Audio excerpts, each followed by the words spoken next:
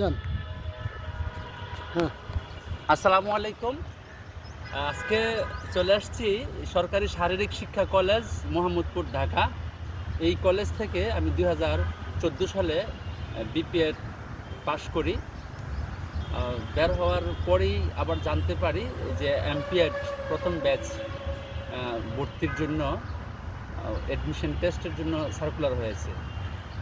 তো এমপিএডও বাদ দেই নাই।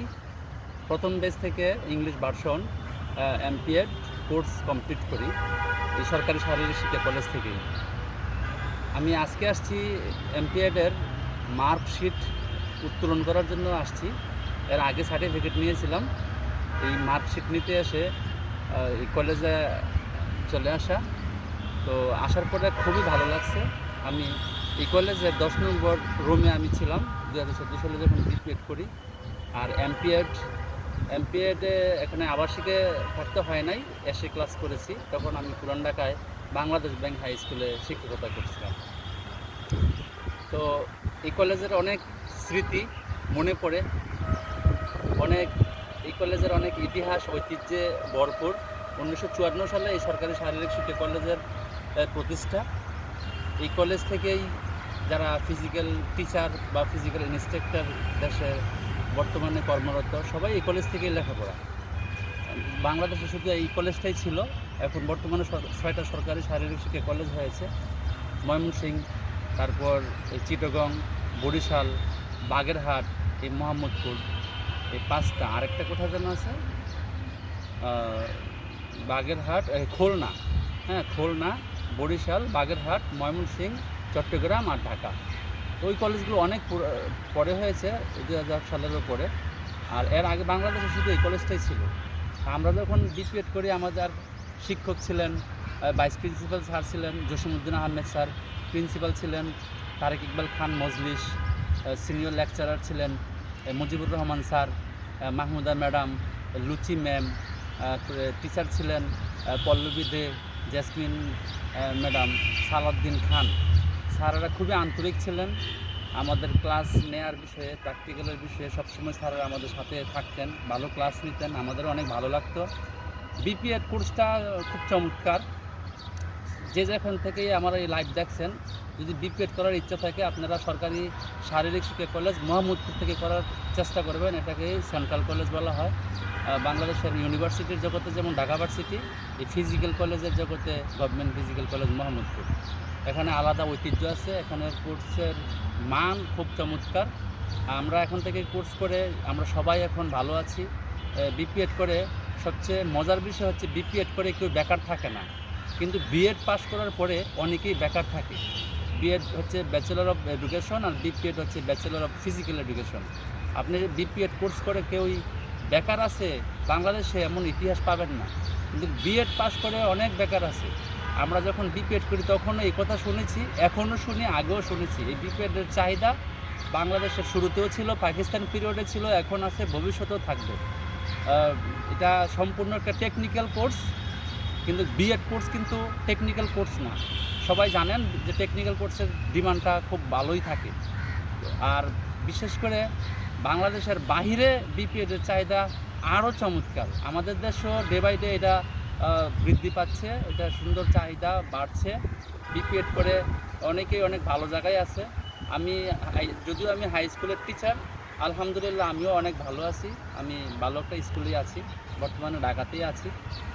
তো আমার একটা সাজেশন থাকবে, আপনজন বা নিকটাত্মীয় যে যেখানেই দেখছেন বা আছে আপনাদের, গ্রাজুয়েশন করার পরে বিপিএড করতে পারেন।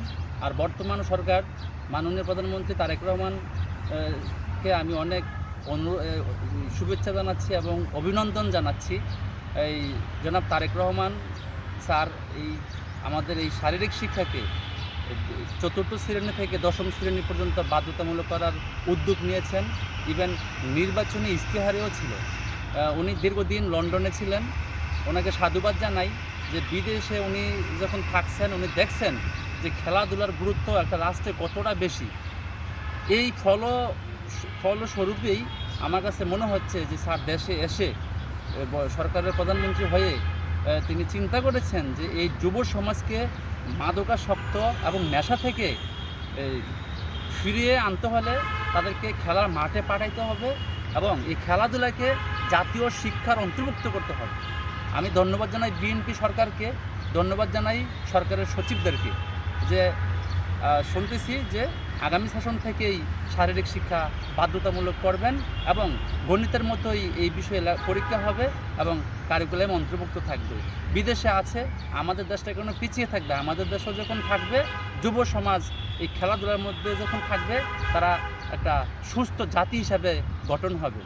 শারীরিক শিক্ষা নেতৃত্বের গুণাবলী অর্জন করে, শারীরিক শিক্ষায় শৃঙ্খলা শিখায়, শারীরিক শিক্ষায় মানুষকে স্বপ্ন দেখতে সাহায্য করে।